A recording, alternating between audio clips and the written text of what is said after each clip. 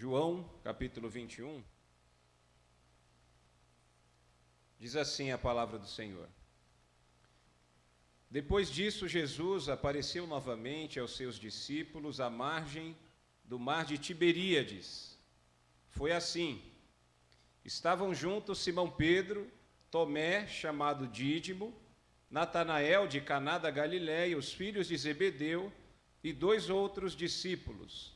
Vou pescar, disse-lhe Simão Pedro. E eles disseram: nós vamos com você. Eles foram e entraram no barco, mas naquela noite não pegaram nada. Ao amanhecer, Jesus estava na praia, mas os discípulos não o reconheceram. Ele lhes perguntou: filhos, vocês têm algo para comer? Eles responderam que não. Ele disse: lancem a rede do lado direito do barco e vocês encontrarão. Eles a lançaram e não conseguiam recolher a rede, tal era a quantidade de peixes. O discípulo a quem Jesus amava disse a Pedro: é o Senhor. Simão Pedro, ouvindo-o dizer isso, vestiu a capa, pois a havia tirado, e lançou-se ao mar. Os outros discípulos vieram do barco, arrastando a rede cheia de peixes, pois estava apenas a cerca de 90 metros da praia. Quando desembarcaram, viram ali uma fogueira, peixes sobre brasas e um pouco de pão. Disse-lhes Jesus: tragam alguns dos peixes que acabaram de pescar.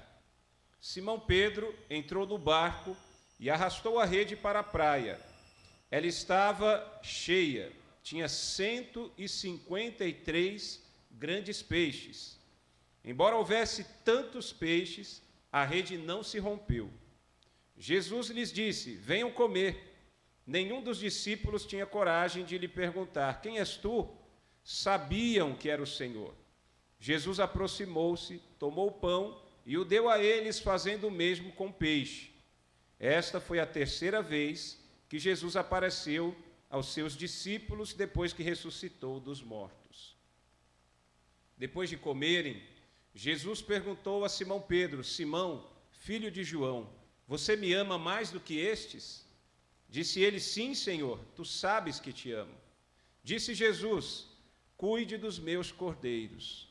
Novamente Jesus disse: Simão, filho de João, você me ama? Ele respondeu: sim, Senhor, tu sabes que te amo. Disse Jesus: pastorei as minhas ovelhas. Pela 3ª vez, ele lhe disse: Simão, filho de João, você me ama? Pedro ficou magoado por Jesus lhe ter perguntado pela 3ª vez: você me ama? E lhe disse: Senhor, tu sabes todas as coisas e sabes que te amo. Disse-lhe Jesus: cuide das minhas ovelhas. Digo-lhe a verdade, quando você era mais jovem, vestia-se e ia para onde queria, mas quando for velho, estenderá as mãos e outra pessoa o vestirá e o levará para onde você não deseja ir. Jesus disse isso para indicar o tipo de morte com a qual Pedro iria glorificar a Deus. E então lhe disse: siga-me. Pedro voltou-se e viu que o discípulo a quem Jesus amava o seguia. Este era o que estivera ao lado de Jesus durante a ceia e perguntara: Senhor, quem te irá trair? Quando Pedro viu, perguntou: Senhor, e quanto a ele? Respondeu Jesus: se eu quiser que ele permaneça vivo até que eu volte, o que lhe importa? Quanto a você, siga-me. Foi por isso que se espalhou entre os irmãos o rumor de que aquele discípulo não iria morrer. Mas Jesus não disse que ele não iria morrer. Apenas disse: se eu quiser que ele permaneça vivo até que eu volte, o que lhe importa? Este é o discípulo que dá testemunho dessas coisas e que as registrou. Sabemos que o seu testemunho é verdadeiro. Jesus fez também muitas outras coisas.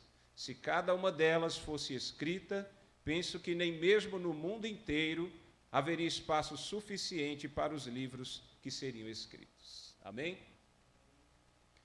Para facilitar o nosso estudo, irmãos, eu penso que é possível uma divisão aqui, pelo menos de 3 partes desse texto. A primeira parte vai dos versículos 1 até o versículo 14, que fala de Jesus e o seu encontro, Cristo ressurreto, e o seu encontro com alguns discípulos, e também dessa pesca maravilhosa. Dos versículos 15 até o versículo 19, nós vamos tratar sobre a restauração do apóstolo Pedro, a reintegração de Pedro ao colégio apostólico, ao seu ministério. E, finalmente, dos versículos 20 até o 25, nós vamos falar sobre o discípulo a quem Jesus amava e o seu livro, que é exatamente este evangelho que nós estudamos durante esse período. Tudo bem? Então, eu vou fazer uma breve exposição e depois o meu objetivo é trazer, à luz do texto bíblico, algumas lições preciosas para a nossa edificação e para a glória de Deus. Então, a Bíblia diz que Jesus se manifestou aos seus discípulos. Ele aparece junto ao mar de Tiberíades. Que mar de Tiberíades é esse? O mar de Tiberíades é o conhecido mar da Galileia. Tá bom? Tiberíades foi o nome dado em homenagem ao imperador romano Tibério. Mar de Tiberíades, mar da Galileia. E eu quero crer que todos saibam que, na verdade, não é um mar, é um lago. O mar da Galileia, o mar de Tiberíades, também chamado de lago de Genezaré, não é um mar, é um lago de mais ou menos 21 quilômetros de comprimento por 13 quilômetros de largura. Vocês devem lembrar lá da geografia da Palestina nos tempos de Jesus.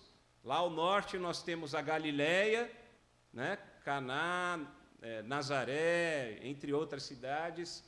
Mais ou menos ali no meio, Samaria, mais do lado oeste, Decápolis, no lado leste, no lado oeste, o mar Mediterrâneo, também conhecido como Mar Grande, mais ao sul, a Judéia, onde nós temos lá Jericó, Belém, Jerusalém e outros lugares conhecidos na Bíblia. Tá bom? Então você já sabe, Mar da Galileia não é um mar, é um lago. É um lago. E nesse texto nós vemos que a atenção sai do foco da cidade santa, Jerusalém. Vocês se lembram, nós estamos agora no final do Evangelho de João, já estamos falando do Cristo que foi crucificado, que ressuscitou ao terceiro dia, E agora Cristo continua, a Bíblia fala que mais ou menos 40 dias, dando instruções aos seus discípulos. E aqui nesse texto que nós lemos de João 21, nós vemos que Jesus vai aparecer, vai se manifestar em glória, já no corpo ressurreto, a alguns de seus discípulos, isto junto ao mar de Tiberíades. Que discípulos eram esses? Está aqui no versículo 2, Simão Pedro, que é conhecido de todos, apóstolo Pedro, uma das colunas da igreja primitiva, da igreja de Jerusalém. Simão Pedro é exatamente aquele que também lá em Lucas 5, num evento parecido com essa pesca maravilhosa, ele estava presente. Ele já havia encerrado com outros colaboradores ali daquela atividade pesqueira, não haviam pescado nada, estavam limpando as redes, conforme Lucas 5, e de repente Jesus chega, as multidões acompanhavam Jesus, estou falando de Lucas 5, então ele vê um barco, pede para entrar no barco de Simão, se afasta um pouquinho da praia, e Jesus então ensina aquela multidão. E depois Jesus fala, vamos pescar, vai mais ao fundo.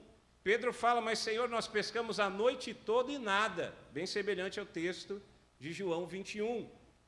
Pois é, mas Jesus, depois de ter dado esta palavra, Pedro acaba dizendo uma frase bastante conhecida, Senhor, nós tentamos pegar peixes, não pegamos nada, mas sob a tua palavra eu lançarei a rede, nós lançaremos a rede. E assim fizeram, e da mesma maneira que aconteceu aqui nesse episódio de João 21, também uma grande quantidade de peixe que rompia as redes, a ponto de chamarem outra embarcação e mais pescadores para colocarem os peixes dentro dos barcos, e assim Pedro, depois daquela euforia, daquela pesca maravilhosa, ele deve ter olhado para Jesus e falado, Senhor, afasta-te de mim, pois sou pecador. Ele reconheceu a majestade, a glória, a grandeza de Jesus Cristo. E aqui no capítulo 21, também ocorre essa pesca maravilhosa. Então, Simão Pedro é esse, o apóstolo Pedro. Tomé, chamado Dídimo, também é um dos 12. Tomé, no aramaico, tem o mesmo significado de dídimo, que no grego significa gêmeo. A Bíblia não fala desse, possivelmente ele tinha algum irmão ou irmã gêmea, mas a Bíblia não fala nada. Mas esse Tomé é aquele que ficou conhecido como o incrédulo, porque ele disse que queria ver as chagas, as marcas dos cravos nas mãos de Jesus, ele queria ver o furo no lado de Jesus que foi feito pela lança, e aconteceu em determinado momento, nós vimos no capítulo 20, na semana passada, quando Jesus se manifesta, estando os discípulos e as portas fechadas, Jesus se manifesta, mostra o lado, mostra os ferimentos das mãos, e Tomé, aquele conhecido como incrédulo, ele faz uma declaração de fé e adora Jesus, Senhor meu e Deus meu.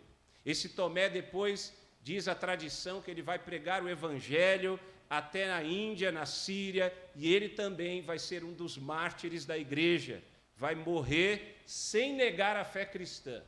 Com o sacrifício da própria vida, ele pregou o Evangelho, ele cumpriu a sua vocação, o seu chamado. A Bíblia também fala de Natanael de Caná da Galileia. É outro que foi chamado, vocês devem se lembrar do chamado de Natanael. Filipe, nós achamos o Messias, ele vem de Nazaré, mas pode vir alguma coisa boa de Nazaré, diz o Natanael. E Jesus, quando ele se aproxima, Jesus na sua onisciência, Jesus é Deus, ele fala, eis um israelita justo. E Natanael, perplexo, como é que o Senhor me conhece? Eu vi você debaixo da figueira.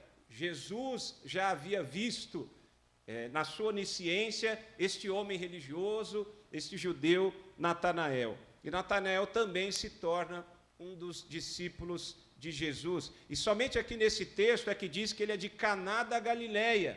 Caná é aquela cidade que vocês também devem se lembrar, que é o palco do primeiro milagre registrado nas Escrituras, dos Evangelhos, o primeiro milagre de Jesus. Quando Jesus, numa festa de casamento, transforma a água em vinho. Caná era uma cidade inexpressiva que ficava na Galileia, mais ao norte da Palestina, bem próximo de Nazaré. E aqui também diz a Bíblia que também estavam os filhos de Zebedeu. Os filhos de Zebedeu eram os irmãos Tiago e João. João, o autor deste evangelho. Tiago e João, também conhecido como Boanerges, filhos do trovão. Por que filhos do trovão? Certa feita, Jesus e seus discípulos haviam entrado numa aldeia de samaritanos, não conseguiram hospedagem. Tiago e João, discípulo do amor, eles falam, Senhor, queres que mandemos fogo do céu para consumir esses samaritanos? Então veja a transformação que o nosso Deus opera no coração, na vida de Tiago e João, os Boanerges, os filhos do trovão, que eram filhos de Zebedeu e eram sócios na atividade pesqueira com Simão Pedro. Eles eram sócios na atividade de pesca. A Bíblia fala também de dois outros discípulos, que nós não temos texto bíblico que esclareça quem são esses dois outros discípulos. Portanto, Jesus se manifesta para 7 dos seus discípulos. E a Bíblia diz que Pedro afirma, eu vou pescar. Alguns autores que dizem que Pedro, quando ele diz eu vou pescar, e aqueles outros 6 discípulos o acompanham nessa atividade, há alguns autores estudiosos da Bíblia que afirmam que eles estavam desanimados, que eles haviam como que questionado, principalmente o apóstolo Pedro, depois de ter negado Jesus, negou Jesus 3 vezes. Há alguns autores que entendem que Pedro estava desanimado, talvez existiria alguma preocupação, alguma dúvida sobre a continuidade do ministério apostólico de Pedro, então foram pescar. Eu quero crer que não. Eu quero crer que aqui simplesmente Pedro e aqueles discípulos estavam apenas pescando para obter talvez um ganho, sustento e também o seu alimento, o alimento para suas famílias. Eu quero pensar desta maneira. Mas o fato é que Pedro, inquestionavelmente, já era reconhecido como um grande líder. De fato, depois ele viera a se transformar no grande líder da igreja de Jerusalém, a igreja mais importante da igreja primitiva, que só veio perder a sua importância depois com a ascensão da igreja de Antioquia, com os papéis e as ações missionárias do apóstolo Paulo, apóstolo dos gentios. É bastante informação, mas vão acompanhando. Tá bom? Em nome de Jesus. Então eles foram pescar. Pescaram a noite toda, nada. Redes vazias. Redes vazias. Eles tinham a embarcação, eles conheciam o mar, ou o lago, eles tinham a experiência na atividade pesqueira, estavam ali pessoas experimentadas na atividade pesqueira, mas não pescaram nada, não conseguiram pegar nenhum peixe. De repente, se manifesta Jesus, já ao romper do dia. Eles não reconheceram Jesus no primeiro momento. Não sabemos exatamente por quê. Talvez porque a aparência do corpo ressurreto trouxesse alguma diferença. Talvez por névoa, ou estava escuro. Não sabemos exatamente. A distância não era tanta. Nós vemos que algumas traduções falam em 200 côvados, que é aproximadamente 90 metros. E era absolutamente audível. Tanto que Jesus, na praia, pergunta: vocês têm aí alguma coisa de comer? Exatamente, eles respondem com um lacônico não. Não, só isso eles respondem. Então Jesus, eles ainda não sabiam que era Jesus, fala: lança as redes do lado direito do barco.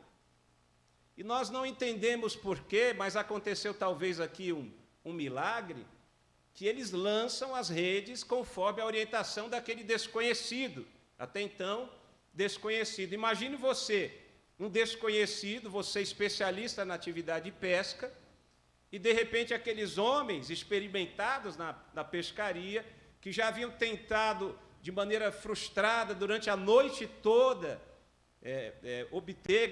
pescar, obter peixes, de repente vem um estranho da praia, nem sabe se ele era de fato um pescador, e fala para aqueles homens experimentados que estão embarcados, ainda estão no mar da Galileia, e eles acabam acolhendo aquela sugestão.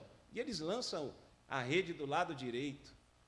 E quando eles lançam as redes do lado direito do barco, impressionante, porque tamanha quantidade de peixes, aqueles 7 homens não conseguiam trazer para dentro do barco todos aqueles peixes. E imagina aquela euforia, eles já cansados, trabalharam a noite toda, e não é um trabalho fácil, atividade de pesca, já estavam com fome, famintos, já se recolhendo, quase encerrando o seu turno de serviço, e de repente, seguindo a orientação daquele até então desconhecido, lançam as redes, e as redes se enchem de peixes, era uma grande quantidade de peixes. Em dado momento, João, é o discípulo a quem Jesus amava, ele fala para Pedro: é o Senhor. Naquele insight, aquele lampejo de fé, o coração dele foi aberto, e em algum momento ele percebeu, aquele até então desconhecido homem, é o Senhor, é Jesus Cristo, o Cristo ressurreto. É interessante observar que Pedro, ele é muito rápido na ação, muito mais do que João. E João talvez seja mais rápido do que Pedro no entendimento, na reflexão. João entendeu antes de Pedro, é o Senhor.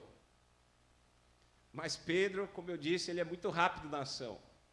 Então, ele estava seminu, talvez estava só como um tipo de tanga, de sunga, ele coloca a sua capa, aperta o cinto, e até é estranho que ele vai pular nas águas, mas ele o faz talvez porque já iria ao encontro do Senhor Jesus, e numa atitude de reverência, ele então se veste, salta as águas e vai ao encontro do Senhor Jesus na praia.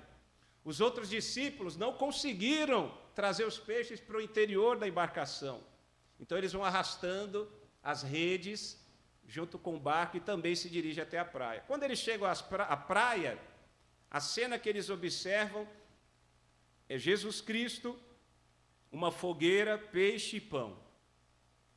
Não sabemos se Jesus havia pescado também ou se foi um milagre e apareceu o peixe, o pão, a fogueira. O fato é que eles se sentaram junto com Jesus, naquele que seria o de jejum, né, o alimento preparado para aqueles homens que trabalharam a noite toda, e o trabalho infrutífero, não pescaram nada, não pegaram nenhum peixe, mas quando eles fizeram aquilo que Jesus havia determinado, eles então foram muito bem-sucedidos. Quando eles chegam à praia, então, verificam isso. E Jesus fala: traga algum desses peixes que vocês pescaram. Pedro, então, vai liderar. Eu quero crer que não foi Pedro que arrastou a rede sozinho, porque lá no lago do Mar da Galileia, todos os 7 não conseguiam sequer colocar a rede para dentro do barco. Então, ele liderou aquela equipe, trouxeram os peixes, separaram os peixes miúdos dos peixes grandes e contaram no final 153 grandes peixes. Há quem diga aqui que no original, no grego, na verdade, há um artigo definido, então é um peixe só, o peixe e o pão. Então, aqui seria a manifestação de mais um milagre de Jesus, a semelhança daquele milagre que nós vemos no Evangelho, da multiplicação de pães e peixes, 5 pães e 2 peixes, para uma multidão de 5.000 pessoas. Aqui Jesus teria, segundo o entendimento desses especialistas, estudiosos, manifestado mais uma vez o seu poder, a sua glória, com esse milagre de multiplicar aquele pão, aquele peixe, sem necessidade daqueles peixes que haviam sido pescados pelos seus discípulos, e então saciado a fome física, a fome daqueles 7 discípulos. E depois Jesus, depois que ele trata da fome física daqueles seus discípulos, ele vai tratar agora da questão espiritual com o apóstolo Pedro. Os discípulos permaneceram o tempo inteiro em silêncio, porque eles reconheciam, tinham convicção de que aquele era o Senhor Jesus. E Jesus então rompe naquele momento, naquilo que nós vamos conhecer como a restauração de Pedro. Eu quero crer que Pedro, quando ele havia negado a Jesus Cristo 3 vezes, a Bíblia diz que ele chorou amargamente. Eu quero crer que Pedro já estava arrependido, já havia transformado sua ideia, seus pensamentos, sua vida. Ele estava arrependido. Certamente ele já havia sido restaurado no ministério, porque possivelmente ele havia confessado o pecado, se arrependido de seus pecados. Mas percebam que é possível que houvesse algum tipo de dúvida do ponto de vista do colégio apostólico, entre os apóstolos, os discípulos de Cristo. Talvez na própria igreja, será que Pedro, que pecou tão gravemente contra o Senhor Jesus, negou o próprio Jesus? Pedro, que era aquele, conforme lá Marcos 14, 29, Senhor, nunca te abandonarei, ainda que todos te abandonem. Pedro se julgava superior e melhor que quaisquer outros discípulos de Jesus, e de repente ele nega Jesus 3 vezes, mas o fato é que ele se arrependeu, e agora Jesus vem publicamente, na presença de 6 outros discípulos, tratar deste caso da restauração e da reintegração de Pedro.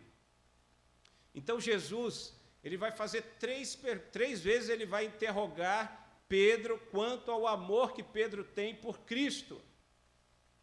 E quando nós vamos para a nossa tradução no português, acaba perdendo um pouco da riqueza que tem aqui no texto. Porque a palavra no grego que Jesus usa nas 2 primeiras interrogações sobre o amor de Pedro por Cristo, é uma palavra que não aparece. No português a gente fala amor, para qualquer tipo de amor. Amor sexual, amor de amizade, amor incondicional, sacrificial. Mas nesse texto, no original grego, nós vemos que as 2 primeiras perguntas, Jesus usa o amor ágape. É aquele amor tão belo e poeticamente descrito em 1 Coríntios 13. É o mesmo termo, ágape. É o amor sublime, o amor supremo, é o amor sacrificial que envolve não só emoção, sensações, mas envolve a própria vontade, a inteligência, o ser integral. Esse é o amor que Jesus pergunta. Pedro, você me ama, amor ágape, mais do que a esses outros? Jesus faz essa pergunta usando esse termo ágape, do amor ágape, nas duas primeiras perguntas. E é interessante que Pedro responde nas 3 vezes, não com o amor ágape, mas com o amor filéu, que filéu no grego é o termo para o amor de afeição, de amizade, aquele que envolve mais a emoção. Que interessante. Mas a terceira vez que Jesus interroga Pedro, Jesus ele usa a palavra filéu. Ele vai falar do amor filéu, o amor de afeição, o amor de amizade. Talvez Jesus tenha ido até o nível daquilo que Pedro estivesse falando, que estava falando. Pedro, já trabalhado e transformado pela experiência do pecado, ele havia negado Cristo 3 vezes, agora ele não age como aquele impetuoso, arrogante, que dizia, ainda que todos te abandonem, eu nunca, jamais te abandonarei. Ele prefere falar no amor filéu, o amor de afeição. E é fato então que Jesus se dá por satisfeito publicamente. Pedro havia demonstrado que amava a Cristo, que tinha esse amor por Cristo. E desta vez, diferente lá de Lucas 5, quando nós temos o chamado à vocação de Pedro, e Jesus chama para que ele o siga para se tornar um pescador de homem, ou seja, na evangelização, era a missão do pescador de homens, de almas, é exatamente a evangelização. Agora Pedro é chamado para o ministério pastoral. Jesus diz lá, alimenta os meus cordeiros, cuida das minhas ovelhas, cuida das minhas queridas ovelhas. Pedro agora é chamado, é vocacionado para o ministério pastoral. E nós sabemos que Pedro vai levar a sério esse chamado. Ele vai se tornar um dos grandes presbíteros da igreja primitiva, especialmente um dos colunas da igreja de Jerusalém. Em 1 Pedro 5,12 ele diz, levando conselhos aos presbíteros da igreja, cuidai ou guardai o rebanho de Deus que há entre vós. E ele mesmo foi o grande pastor. Pois bem, irmãos, além de Jesus publicamente mostrar que Pedro havia sido restaurado ao ministério, não só para a evangelização, mas também ao ministério pastoral, obra missionária. Veja que Jesus traz uma palavra profética a respeito do tipo de morte que Pedro padeceria. Jesus fala que quando ele era jovem, ele fazia o que queria, ele tinha liberdade.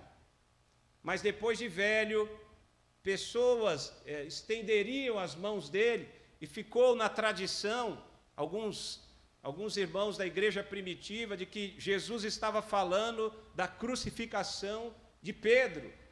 E nós sabemos pela tradição que Pedro, de fato, foi o mártir da igreja, crucificado de cabeça para baixo, porque ele não aceitou, ele não era digno, ele reconhecia que não era digno de ser crucificado como Cristo foi crucificado. Então diz a tradição que ele foi crucificado de cabeça para baixo. E esta profecia de Jesus que apontava para o futuro o tipo da morte de Pedro. E em dado momento, também é interessante observar que Jesus ele diz, siga-me, depois das instruções, confirmado o amor por Cristo por parte de Pedro, falar daquela palavra profética a respeito do tipo de morte do apóstolo Pedro. O que acontece é que Jesus vai reiterar aquilo lá do chamado inicial, da vocação inicial que ele havia entregue ao apóstolo Pedro. Siga-me. Siga-me não como outrora, porque Jesus agora estava num corpo glorificado, imortal. Jesus não estaria mais com os seus discípulos, os seus apóstolos, como aqueles 3 anos e meio de ministério público terreno. Jesus agora estava dando as últimas instruções antes de ascender aos céus, e enviar o outro Consolador, o Paracletos, que era o Espírito Santo. O que vai acontecer no derramamento do Espírito em Atos 2, está registrado em Atos 2, no dia de Pentecostes, da Páscoa. Jesus não estaria mais com eles daquela maneira que eles estavam habituados. Esse siga-me quer dizer, seja o meu discípulo, seja o meu imitador, seja o meu seguidor, faça, cumpra, obedeça os meus mandamentos, as minhas palavras. Seja um discípulo de Cristo.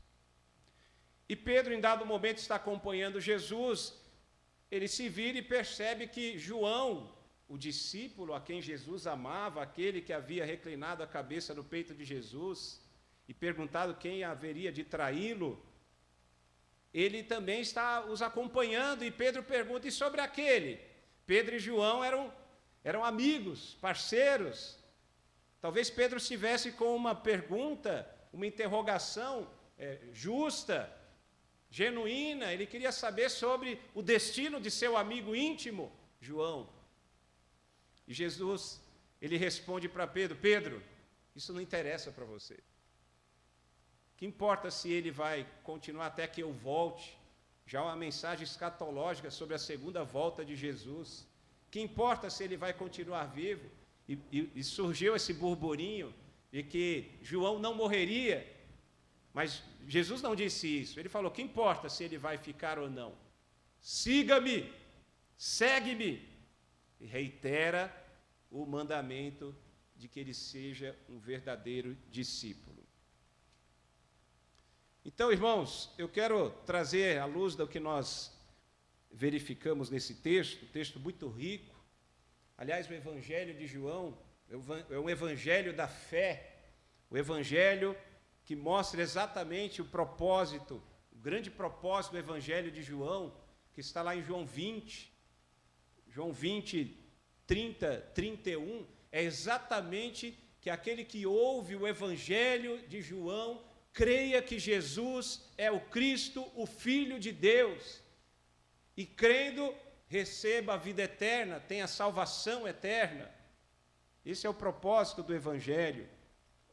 E nós percebemos, então, que esse Evangelho tão precioso e tão peculiar, porque ele tem muitas coisas que não estão presentes nos outros evangelhos chamados sinóticos, Mateus, Marcos e Lucas.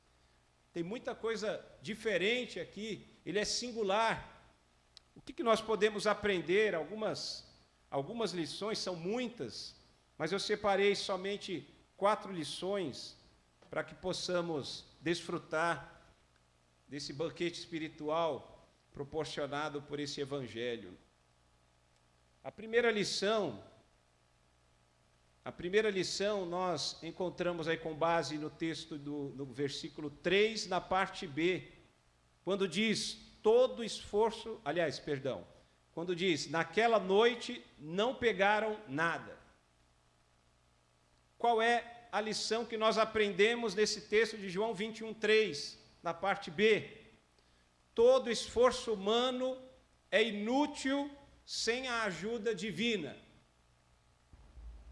A primeira lição que extraímos desse texto é que todo esforço humano é inútil sem a ajuda divina. Nós podemos focar essa lição mais para o aspecto da evangelização, mas eu quero expandir um pouco mais. Em quaisquer circunstância, qualquer esforço, a sua inteligência, você envidar todos os seus esforços, a sua capacidade, as estratégias, as técnicas humanas, não importa, todo esforço humano, se não houver a bênção de Deus, se não houver a ajuda divina, é inútil. Se não for da vontade de Deus, é tudo inútil o nosso trabalho, o nosso empenho, o nosso esforço. E aqui, aproveitando a ilustração do texto que fala da pesca, aqueles homens saíram para pescar peixe. Tentaram a noite inteira, redes vazias, não pescaram nenhum peixe.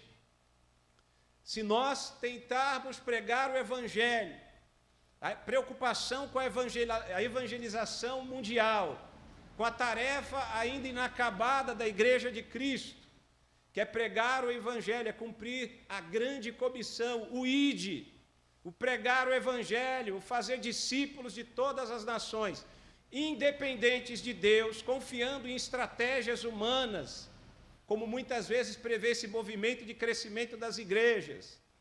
Se nós confiarmos nas estratégias, nos modelos, nas técnicas humanas e nos divorciarmos da dependência de Deus, o nosso trabalho será inútil.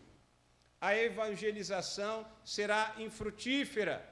E não se engane com templos abarrotados de pessoas, porque muitas vezes templos cheios de pessoas são templos cheios de pessoas simplesmente. Mas quantos são verdadeiramente discípulos de Cristo? Isso somente o Senhor é que sabe. Portanto, nós aprendemos a primeira lição aqui, que todo esforço humano é inútil sem a ajuda divina. Nós devemos buscar a direção de Deus. Nós precisamos orar antes de agir. Nós precisamos buscar as instruções do Senhor, sobretudo nas Escrituras Sagradas, para que o nosso Deus nos conceda a vitória e a bênção em tudo o que realizarmos, especialmente na evangelização mundial. Talvez a tarefa ainda esteja inacabada, exatamente por conta da nossa negligência, da nossa apatia, ou talvez da nossa confiança nas estratégias humanas, como se pudéssemos ajudar a obra de Deus, porque nosso Deus está em missão, nós somos apenas instrumentos. Então nos voltemos ao Senhor e busquemos a ajuda, a direção de Deus, para que obtenhamos vitória. A segunda lição que nós aprendemos com esse texto está em João 21:6. João 21:6, que diz: ele disse, lancem a rede do lado direito do barco e vocês encontrarão. Eles a lançaram e não conseguiam recolher a rede, tal era a quantidade de peixes. A lição que nós temos aqui é: a vitória é resultado da ação, trabalho e obediência à palavra do Senhor. É um complemento da primeira lição. Se nós aprendemos que todo esforço humano é inútil sem a ajuda divina, reconhecemos então que a vitória é resultado da ação, trabalho e a obediência à palavra do Senhor. A nós cumpre tão somente a obediência, a fidelidade. Deus nos comissionou a levarmos o Evangelho, todo o Evangelho, a todo homem, em toda parte. Esta é a nossa missão. Não devemos nos preocupar com os resultados. Não devemos nos preocupar com os resultados. A nossa parte é a obediência, é a fidelidade. E talvez você não seja chamado para pregar o Evangelho na Índia, na China, em algum lugar da Ásia, mas certamente há pessoas da sua família, seus vizinhos, pessoas do seu trabalho, na escola, na faculdade, que ainda não ouviram o Evangelho, que ainda não conhecem a Jesus Cristo, que precisam ouvir a palavra que liberta, que cura, que salva, o Evangelho da graça, o Evangelho da salvação. Então, o seu campo missionário é exatamente onde você está e onde Deus o enviar. E nós devemos estar preparados, na dependência de Deus, para agir em obediência à palavra do Senhor, com oração, certos de que o Senhor é soberano e a sua vontade há de ser realizada. Terceira lição que aprendemos no versículo 9, que diz: quando desembarcaram, viram ali uma fogueira, peixes sobre brasas e um pouco de pão. A terceira lição é a seguinte: o Senhor Jesus não depende de nós, nós é que dependemos dele. Perceba que quando os discípulos encostam na praia, trazendo aquela rede abarrotada de peixes, Jesus já estava com a fogueira acesa, o braseiro, o peixe e o pão. Jesus já havia preparado o alimento para aqueles discípulos que estavam famintos, que haviam trabalhado a noite toda.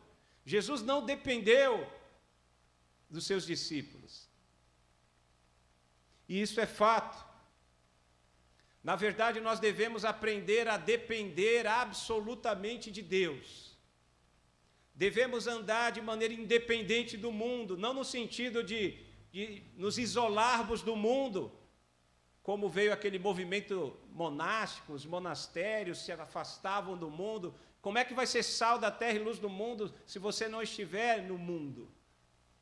Jesus, na oração sacerdotal em João 17, ele não pediu para que o Pai nos tirasse do mundo, mas nos livrasse do mal. Nós precisamos estar no mundo e é no mundo que nós vamos influenciar.